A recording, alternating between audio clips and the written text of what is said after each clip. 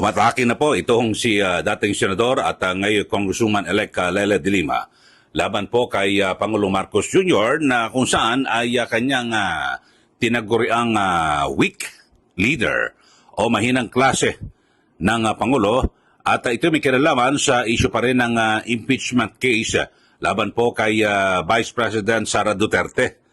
At ngayon ay dahil sa tila naguguluhan at kumbaga nagtataka ito pong si dating Senador de Lima dahil sa bakit pabago-bago yung posisyon ng administrasyon dito. Kasi yung mga kalyado po ni Pangulong Marcos Jr. diyan po sa Kamara ay porsigido na maisulong ito pang impeachment laban po kay VP Sara Duterte. Samantala ay ang Pangulo naman ay nagpapahayag na hindi raw po siya pabor dito po sa impeachment. So, nagbibigay ng mix or magkahalong senyales. Dito po. Dahil sa, ang sabi po ni De Lima ay dapat hindi po nagpapahayag na ng mga ang Pangulo na hindi siya pabor sa impeachment.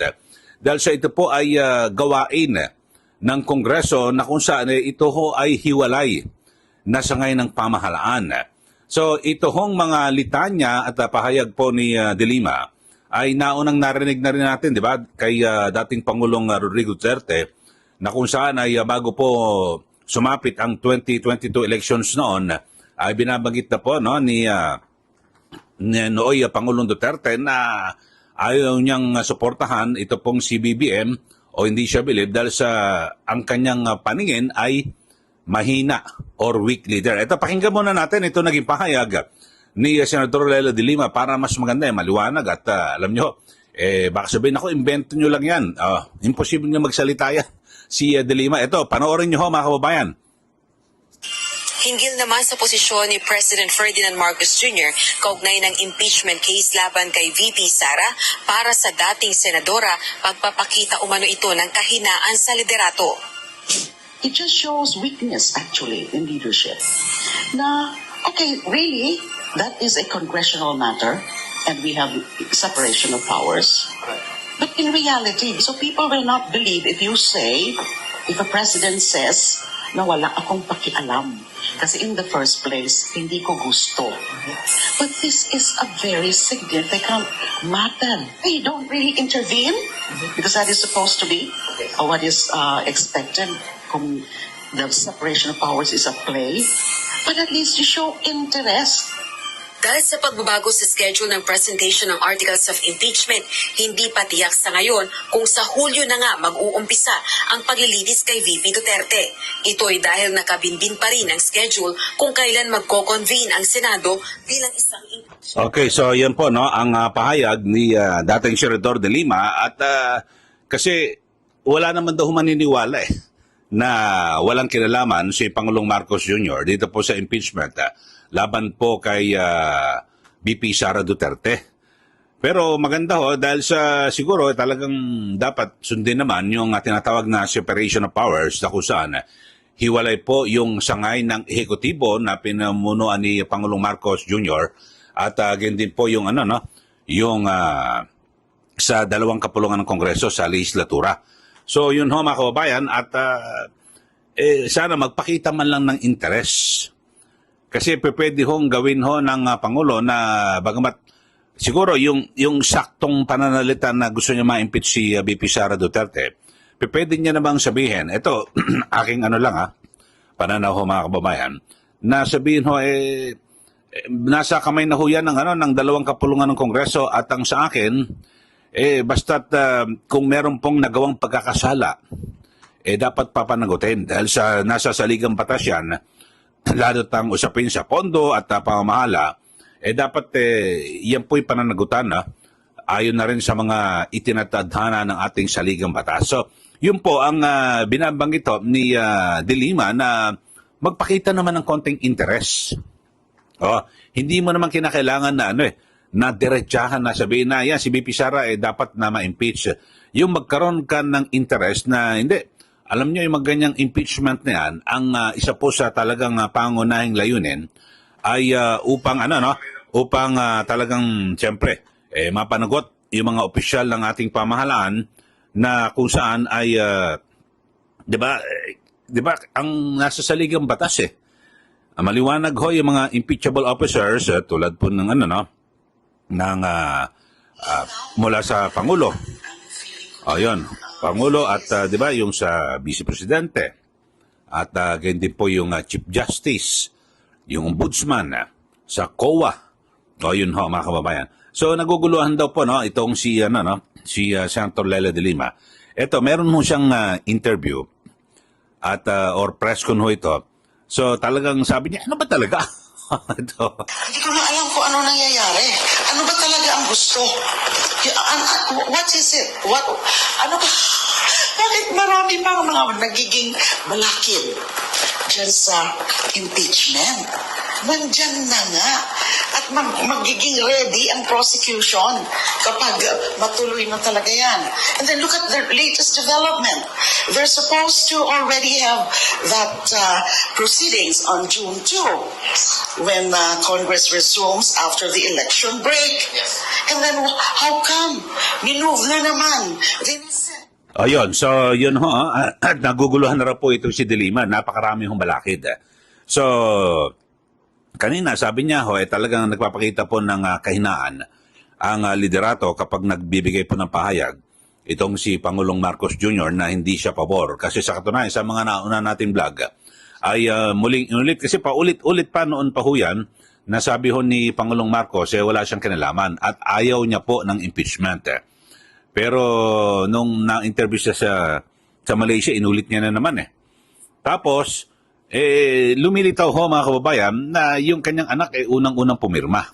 So, ang sabi nga baka isipin na wala siyang control sa kanyang pamilya o anak, kaya't di ba pumirma.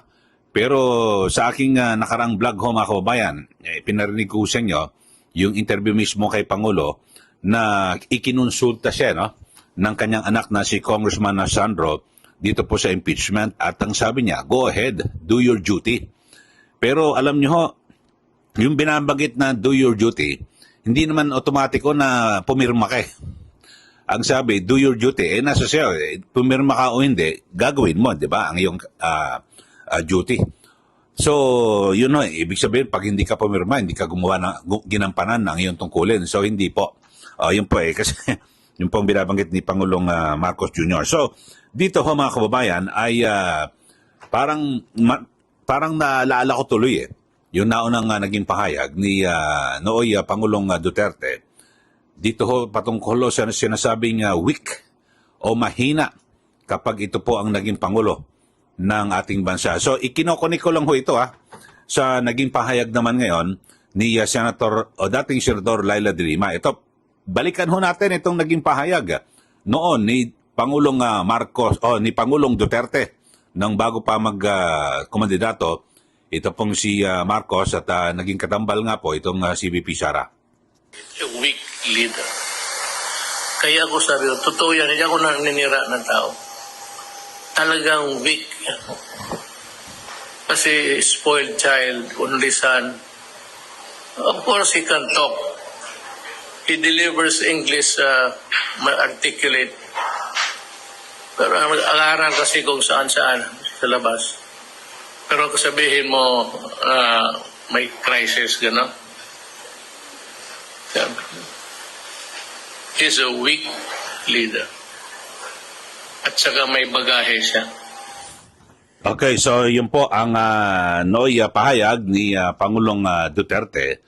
At ang kanyang tinutukoy doon ay itong si Pangulong Marcos Jr. So, yun ho. Ikinunik ko lang ho na kung saan ay nabuksan na naman yung issue na weak, kahinaan. Dahil sa binanggit po ni dating Senator at Congresswoman-elect Leila de Lima na pagpapakita ng kahinaan o weakness, ito hong mga pahayag ni Pangulong Marcos Jr. na hindi daw siya pabor sa impeachment o ma-impeach itong si VP Sara Duterte. So sabi ho ni De Lima, magpakita ka lang ng konting interest kasi wala namang maniniwala sa iyo na wala kang alam sa mga nangyayari. Kasi alam naman ho mga kababayan ng lahat na lalo na po itong impeachment ay nagmula diyan po sa mababang kapulungan ng Kongreso, di po ba? sa mga nakaraang administrasyon, naging tradisyon na ho na malakas na kaalyado po ng Malacanang ito hong mababang kapulungan ng Kongreso. At lahat to ng mga panukalang batas at siyempre dito sa impeachment, diyan po kinakailangan magsimula sa mababang kapulungan ng Kongreso bago iakyat sa Senado at para sa paglilitis. So, yun lang ho. At abangan ho natin kung ano ang magiging tugon ho rito ng Malacanang na sinasabing weak at nagpapakita ng weakness o kahinaan si Pangulong Marcos Jr. ng kanyang paulit-ulit ho na binabanggit na ayaw niya sa impeachment laban po kay VP Sara Duterte. Siguro kasi parang ang gustong palabasin ho ng Pangulo, wala akong alam dyan at actually ayaw ko dyan. Pero pag sinabi mong ayaw, kung talagang totohanan po kung ayaw, yung mga kongresista ho, nako, hindi po gagalaw ho yan kung ayaw talaga ng Pangulo, di po ba? Kaya nga may binabagit, di ba, sa interview noon, sa vlog natin, si Professor Winnie Monsod, na sinasabi niya, itong kay Marcos Jr., yung kung ano ang sinasabi, iba ang ginagawa. Yun ho. Yun ang banabanggit ho, balikan nyo ho yung aking mga vlog. Yung interview ho kay Winnie Monsod. Ganun ho, parang ganito, oo, pero sa gawa, hindi. So, yun ho.